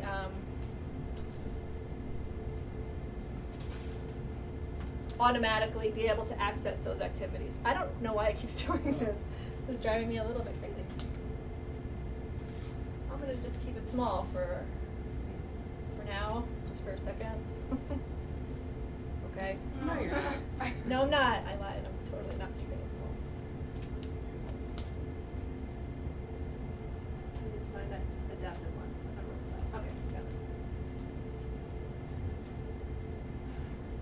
Just keeps getting bigger. Okay. And again, we have our little warning. I'm gonna click on the lesson navigator. And now they're not grayed out anymore, the adaptive activities. So everything under here that was grayed out before is not anymore, and you can click on it. If you wanted to show it to your children. Like I said, maybe you don't. Or maybe you have 3 or 4 students who need extra practice with this skill, which is quite possible. And you could just pull them up in a small group to the board or their computer and do these activities with them while your other students are working in a center, engaged in something else. The other point about these activities is you're not going to see them in your teacher guide because not everyone uses the adaptive activities. So if you already use these, it'll extend your lesson time beyond the 45 minutes. And also any student pages that might be needed are not going to be in here. So there's no adaptive pages in here. We just have to pull them up online, the online version. Does that make sense? Yes. Okay, so you won't find the materials in here, but they'll be online in soft copy on the board. So I just want to make sure you understood that. That was really the main part about math that I wanted you guys to understand. And that's only in math you'll see that? Yes, that's the only time you'll see the adaptive is in math. Okay. Good question. The only other part about math is that you also have, you see down here Math Plus Blue, Math Plus Blue Common Core Appendix. Okay. These are, yeah, we might need to. Is that- That is one of the things that we. Yeah, that's something that you guys need to. Let me just click on this and then I'll recalibrate after I get through the math. Okay, 16 additional lessons. The reason it's in an appendix is because when Math Plus Blue was first published, the Common Core standards were not fully published yet. When they were fully published, there were a couple things that weren't in the original curriculum. So these were lessons that were written to make sure that the course was in full alignment to Common Core. In your math startup guide, you might have noticed at the back, there's like a really long grid. It probably took up like 8 pages or something. It basically shows you when in your curriculum you would slot in these lessons. So it'll show you, in Unit 2, between lessons 7 and 8, you should do Appendix Lesson 1, for example. What I just said is not accurate, but that's an example of what you would see in the table. It just shows you when to slot in these lessons.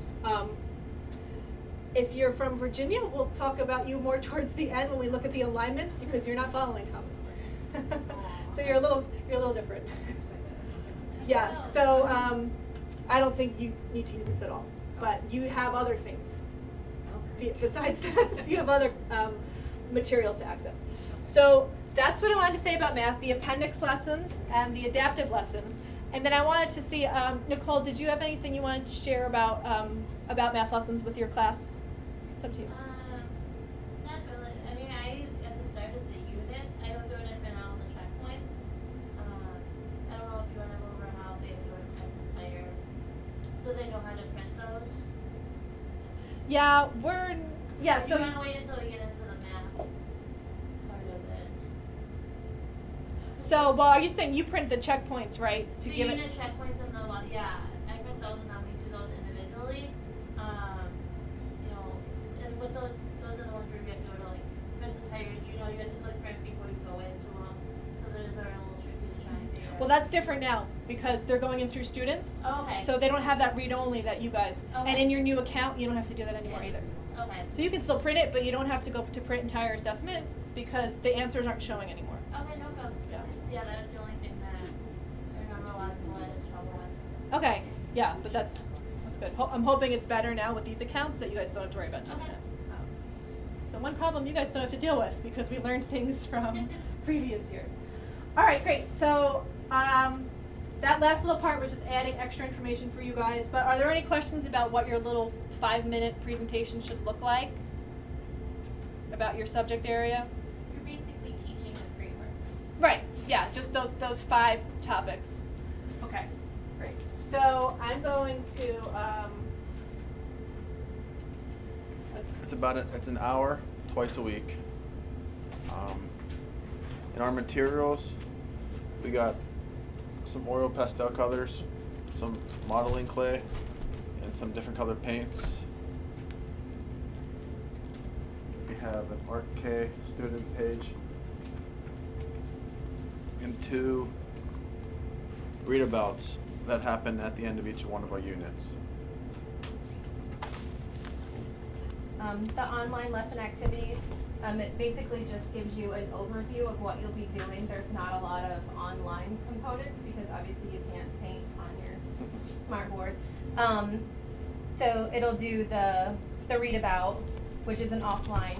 So it'll have you read about a certain fine print, and then it'll give you questions to kind of prompt the children to, you know, gain a better understanding of what the picture is about and the illustrator and all of that.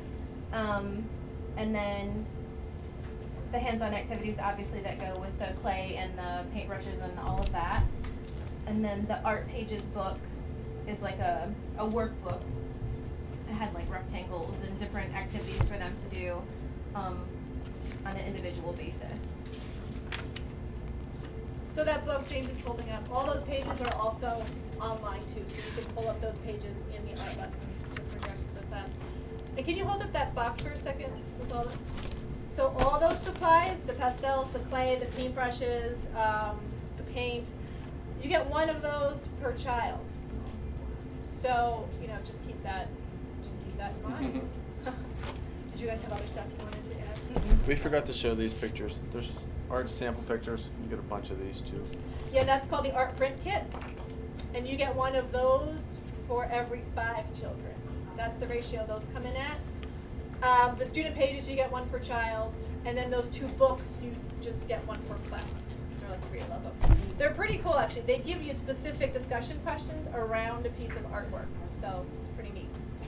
Do you have any ideas on like? Sure. We have 3 assessment questions at the end of each lesson. They're offline, right? Online only. Online. And there's no cumulative unit assessment at the end of each unit. Right. So for art, it's at the lesson level. And we're going to talk more about assessments after lunch, but I just wanted you to know lesson level, no unit. They're accessed only through online. But a lot of the assessment, one of the assessment questions will specifically ask about the project, whatever project the student was doing. Did the student create a still life with 2 different kinds of lines, for example? Basically an observation, yes or no kind of thing. So a lot of it's based on the project. So you know that. Great. Well, thank you. That was good. Any other questions about art? That was a great conversation about. All right. Now Lauren and Alicia with the science. All right. So for science, it is about the lesson length. It varies, 45 to 60 minutes per lesson, 3 times a week. But you're saying that some people make time for it every day. It just depends. It's mostly offline since it's science. There are a few virtual activities depending on what state you're in. And then the physical materials that obviously there are these huge boxes. It's broken down into units, and then they're themed. So it's called the 3 modules. That's the first module right there, senses and trees, what they have up. And so then it comes with the Black Line Masters which And- you'll see, I'll hold this up. This is a little different from terminology wise, a little different than what we might be used to. So over here, it says lesson 1, our senses. So what you would do is write the children's names here. Instead of lesson, what they really mean is unit, which this is the unit. That's actually in the module. I'm sorry, this That's is the module. module, the unit within this. And then here, what you'll find are, it says part, that's the actual lesson. So Okay? each part should take probably A day apiece. And then these are kind of the assessments for each of them. So on the part, it will say what the student needs to achieve. And then you're gonna write down the child's name and then the date that they mastered that on. So for example, correctly identifies how to use each tool for cooking. So that would be the first goal for that lesson. Does that make sense? And there, it also comes up, I just noticed all of these handouts. So this must go along with the assessment. These can be found online as So, well, yeah, right? that pack that you're holding, it comes like in a shrink wrapped package, and it's both those assessment checklists and also any activity pages that go along with the lesson. So they're not all assessments, but so the assessment checklists and any activity sheets.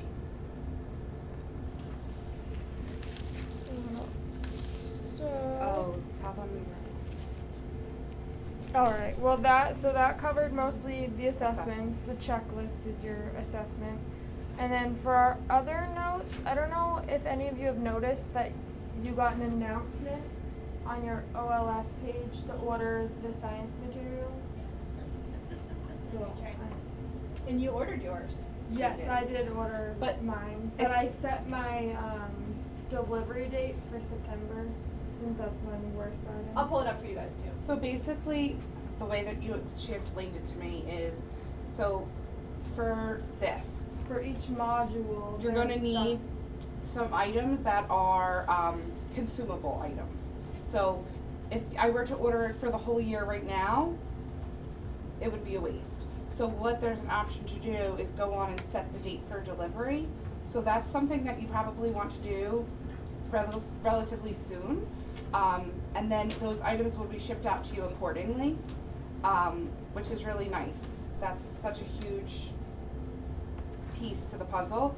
And so for example, the first module that we're going to be using is like leaves and bark, and a lot of those things need to be refrigerated until we use them. So it'll be nice for, they come in, you put them in the refrigerator, and then they're there for you to use. And then it tells next you round right ships on- out. Yeah, it told you right on there what day you'll be needing it. So for some of them, it said you need it day 4, so you're gonna need that to come in relatively soon. So I'll pull up what they're talking about, and I'm glad you noticed it. I know there are actually 2 new centers that ordered, and I was like, wow, they were, yeah, and you're one of them. Smart. So when you log in, this is your homepage, everyone's gonna have one announcement. It says voucher submission, read more. And this is for, I'll need to calibrate. Okay. Read the directions really carefully, but I'm gonna explain it to you too. I know you can't read it at all right now. But basically you need to submit a voucher for this module, Senses and Trees, so you can get your leaves and your plant materials, because what we found happened in the past is when they were housed in our warehouse for indeterminate lengths of time, the leaves would get moldy and it was pretty gross. So we just now drop ship them to you when you need them. So that's for Senses and Trees. And then you won't need to do this again until the end of the year in the spring when you're doing swimmers and crawlers, and you'll be getting fish and snails for your aquarium. And you'll be getting beetles and pill bugs for your terrarium. So obviously we don't ship those in ahead of time because they're alive. We don't use the fish tanks until then? Until the end. Could yeah. we? Yeah, if you wanted to, if you wanted to set them up now. Watch the old ones together with the new ones. Sure. So now it's not even doing it, so I'm on it. So you are a new center. So you don't have to worry about ordering anything in advance because everything's already been ordered for you. Next year you'll have to worry about that. We'll explain it then. Okay, so I just clicked the link that said click here, and then you'll get this PDF. It says Senses and Trees are typically ordered in the fall, which is now. So you want to make sure that you have this kit, Senses and Trees. It says right here, order for the beginning of the school year. You don't actually need the plants until lesson 4, part 1, but just so you get them in enough time. The things down here, some of the aquarium and terrarium animals, that's order in the spring. So you don't need to order those yet. Okay. And just to clarify, when we talk about the word order, these vouchers, these materials have already been purchased for you. So part of the larger sort of all of the materials that you should be receiving in your centers today and will be waiting for you when you return to your centers, the materials themselves have already been paid for, they've already been purchased as part of that big material bulk. It's just Unable to pull that up. I have it. Oh, you do have yours. Okay, I'll pull one up online, but I wasn't sure if anyone was able to see it. So these are on KL Central, which I believe, you just need your center director to, yeah, that's it, to walk you through. But let me pull one up now. I'll pull up a pencil. And this is an alignment, which I don't even want. I want the pacing guide. And I don't want California, they're not here today.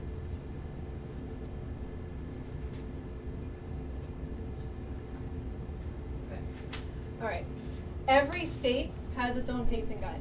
The reason for this is because every state, for the most part, science standards are different, and we want to ensure that every standard is being covered. There's a couple states going forward that have adapted the next-gen science standards.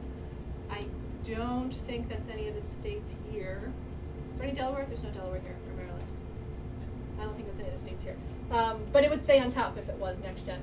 Either way, this is just telling you what you need to teach to ensure all standards are covered. Everyone's doing Senses and Trees, then Fantastic Forces, then Swimmers and Crawlers. This is showing you which of your state standards are being met by that lesson. Sometimes you might see something marked as optional. We always recommend, if it's marked as optional, we recommend you do it, but you might not have time to do it. And let me find a virtual. So these are all.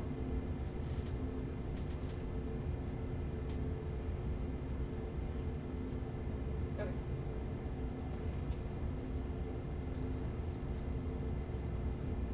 Right. So module name or virtual lessons so far, we're all in module Senses and Trees.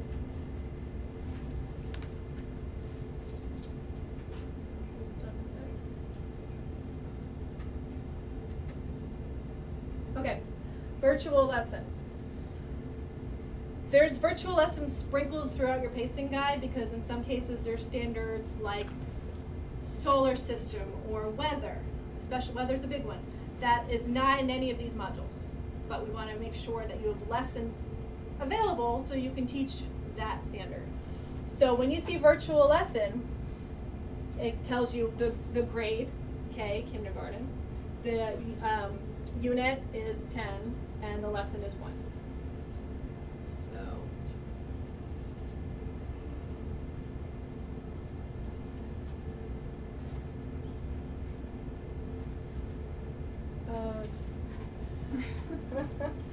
Okay, it's kind of hard to see what you're doing when it's complete.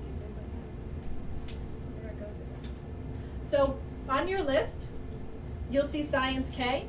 Some of you might see Science 1, depending on if there was a lesson from first grade science that you needed to meet a standard. Most of you are Science K. Science K. And another reason I'm pointing this out is because there were some teachers who thought that in addition to these modules, they had to teach every single lesson that's here. And this is 72 lessons, so you totally don't have to teach every lesson that's here. Just the ones that are on the pacing guide. So we just saw it, K.10.1, 10, seasons, unit 10, lesson 1. That's the lesson it's referring to. So it's directing you to this lesson to teach to students so that that standard about the seasons is being met. Okay, not everyone has to do this. This is just Pennsylvania that I pulled up. It depends on your state which lessons you have to do. Some lessons have maybe like 5 virtual lessons on their pacing guide, and some have like 30, depending on how involved the state's kindergarten standards are. Where do we get the pacing guide? That's on KL Central.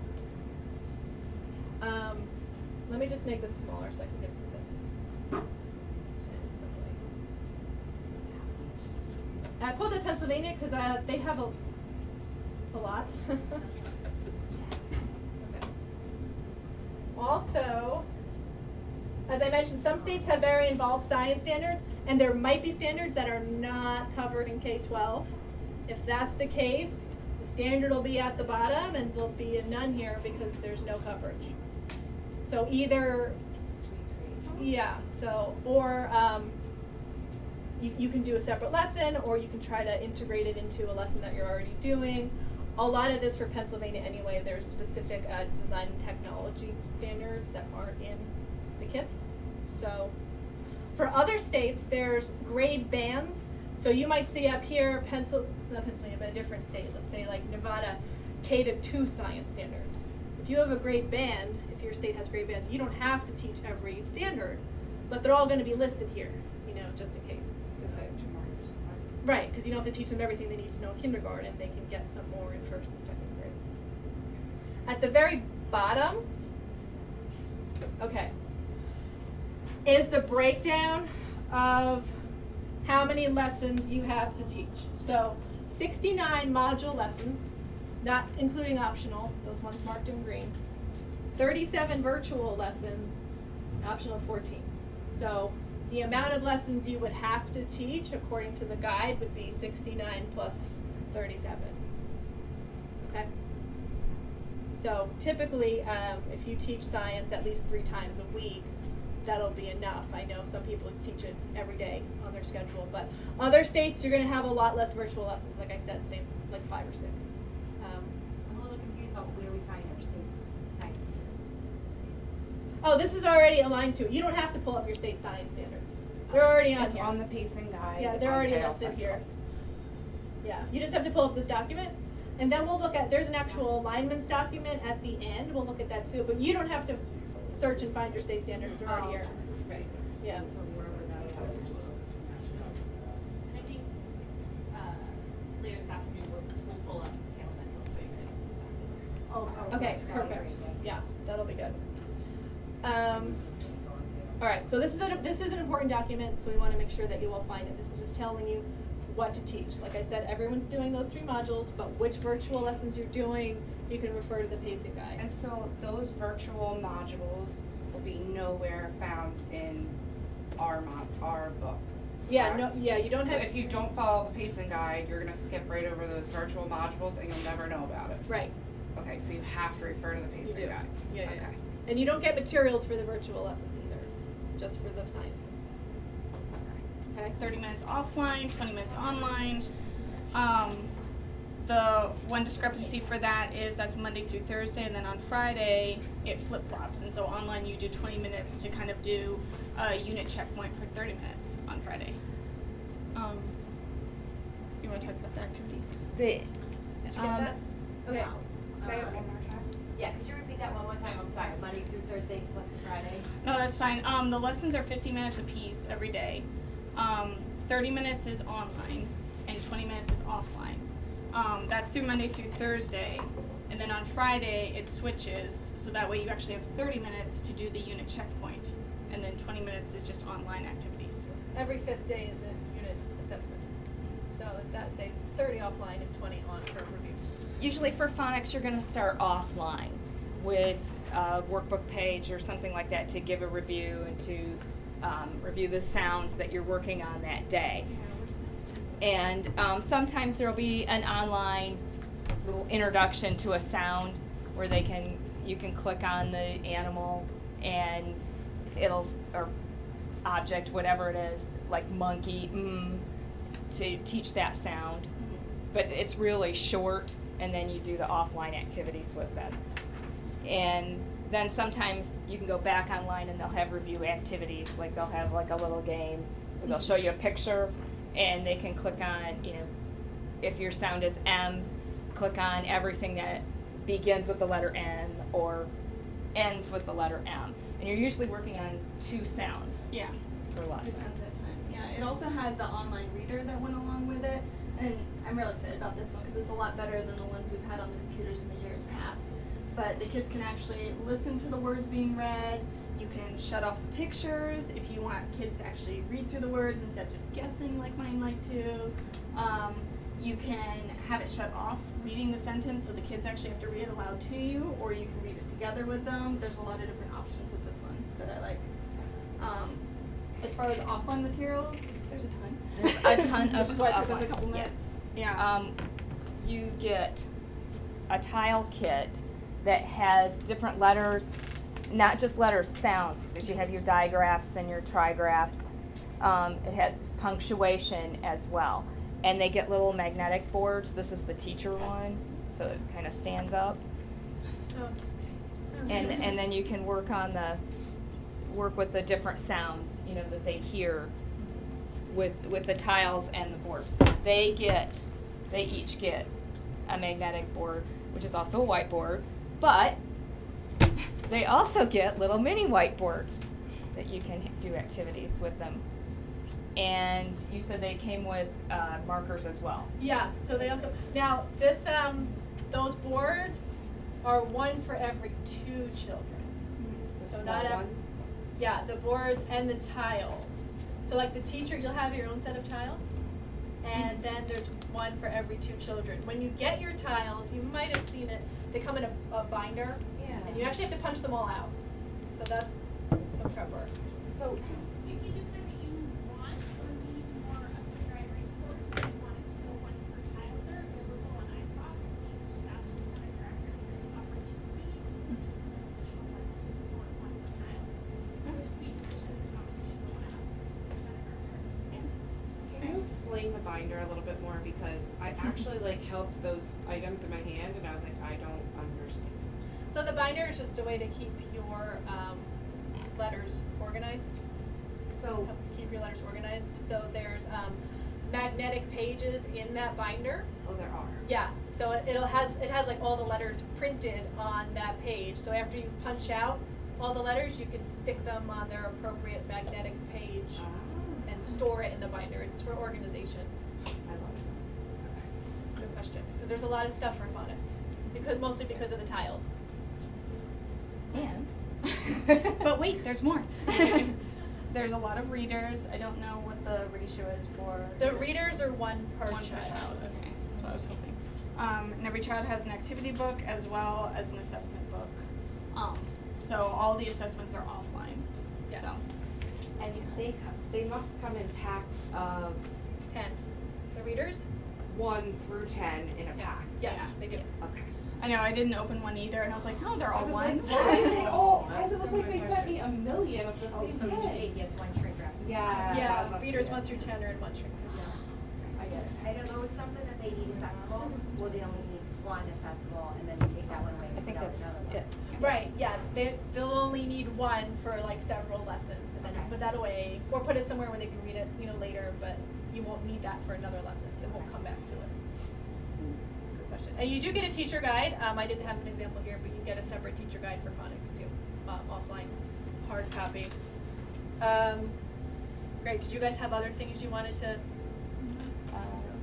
Okay, cool. That's good.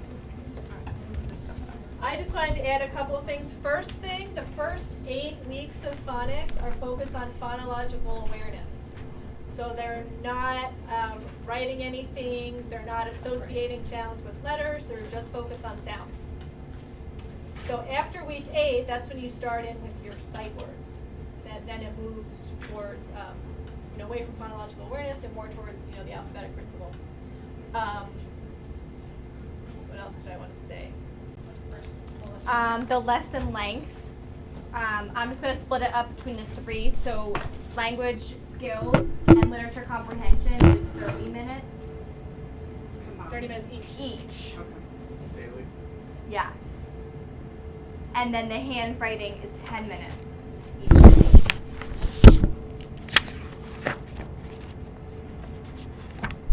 I'm gonna jump down to physical materials real quick. All three parts, the skills, the comprehension, and handwriting, are all the same materials, if I got that correctly. It's almost as similar as the phonics, a couple of additions to it. So you have your read aloud. Yeah. That's provided for the teacher. You have a lot of read alouds, so she has the one, everything that she's holding, I think Yeah. is a read These aloud. are the 4 nonfiction per So class. there's read aloud for handwriting? No, this is No. literature and comprehension. Okay. Not language skills. Right. Sorry. No, that's Oops, fine. we jumped ahead. Yeah, everything she's holding, well, everything I see is literature and comprehension. Okay. Sorry, should I put those down and come back to them? So No, not it's so fine, we can go confusing? through, yeah, that's the readers, you can put those down. Okay, So those this are the one, this non- rhyme time actually, here, I'll hold the rhyme time, the one in front. This, goes with language skills, because there's a poetry section in language skills. You don't have to like remember this because it'll tell you in the lesson, Mhm. like when you need it. And then there's about 10 read aloud selections, like Tiki Tiki Tembo, Mike Mulligan and his Steve Shovel, Make Like Shucklings, Caps for Sale. A lot Those of are these all already read in our alouds for classroom. literature and comprehension. Yeah, go ahead. And then language arts activity book, which is one per child. And that's what I think what they're talking about. That combines literature and comprehension and language skills are in the same activity book. And in the same teacher guide. They're together in the same book. And then that book, the All About Me, also goes with language skills. Yes. One per child. One because per they child. write it. And there's 2 other books that go with the poetry section of language skills. A Story, and The Rooster Crows. Story, Is that, okay. A Rooster Crows. is language skills. And just this. Okay, so there's 2 books for language skills. But it'll tell you in there, so you don't And have to. actually, one of the pages aren't numbered, so that's one of the pages in rhyme time. No, it's a Rooster Crows. But I think the pages aren't numbered. These aren't numbered. Okay, so those 2 books, the pages aren't numbered, so it'll tell you turn to page blah blah blah. And so you kind of have to go through and like pre-number.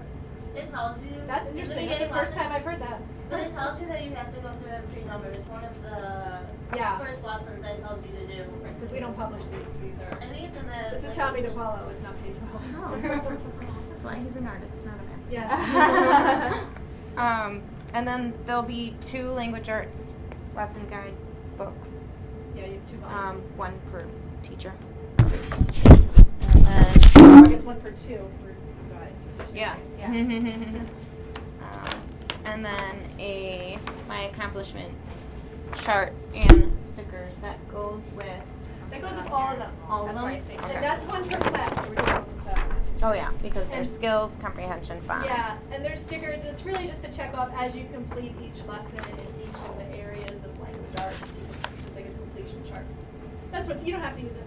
You can, or not. And then what else was on our The assessments? So for language skills, it's only unit assessments. Is that correct? Okay. And then for language comprehension and handwriting, there are no assessments. There's no assessments for lit and comp or handwriting. No formal assessments. And then what's on our other list? Activities.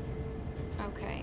So then The language arts I'm not gonna- skills. You don't have to read through all those because there's a ton There's of a stuff. lot. Yeah. So I'll simplify it. Literature Thank and you. comprehension, handwriting, all offline. Just like everything is offline. Because, well, they're handwriting. And then you're reading out loud to them. Although literature comprehension has, this is The something MP3s. Yeah, they do have MP3s online. That is true. In Noodleverse. Or in the lessons. You'll see Yeah. it pop up in a lesson if you want to play an MP3. Language skills, it's basically all online. It's every lesson. Every lesson is online pieces, except if you're reading a poem from And this the book, workbook page. or if you're doing an All About Me page. Mostly online. Can you say the last part again? So language skills mostly online, except if you're reading poetry or doing a page from the All About Me booklet. Or your LS. Yeah, it says vocabulary offline, all Or about what? me offline, poetry offline, skills update online. Oh, right, or the activity book. Sorry, there's 2 activities. So, handwriting, all offline, is online and offline. Yes. And then this handwriting materials, there's actually some over here. These are separate. Oh, yes. And more complex than they need to be. So we use handwriting without tears, but you get like the full teacher guide that talks about, it's like a huge intensive program. We don't use the whole program. We just basically use the workbook. So students are going through the workbook. But as you read through here, and if you see reference to like wooden block pieces or a DVD, we don't use those pieces of handwriting without tears. They're just practicing in this workbook. And this book will take them approximately half a year to get through if they're just working in it 10 minutes a day. And the second half of the year is when they would just do some handwriting practice on their lined paper. The only thing you'll find online for handwriting is a game called Letter Train, which is really cute. And it's in every lesson. So if you just go to handwriting and pull up any lesson, it's the Letter Train game. Show that. And that's online? That's online. You also get alphabet desk sheets. Where have you put those, on folders? I put them on folders because you can't stick them on the table. Right. They're low for things. But yeah, I put them across their folders so when they like don't forget or anything like that, they have it. And you also get a slate, helps with letter formation. For example, have their finger draw it on the board. So this is the handwriting that you use like letter formation. So you get a lot of materials for fun and all the language arts pieces. So this is like the materials heavy courses. But obviously, kindergarten, they're 3 years is a fundamental building block. So that's a big focus of your instruction on literature. All right. Any Yeah, this is any really. thoughts or questions? Yeah, I think that doesn't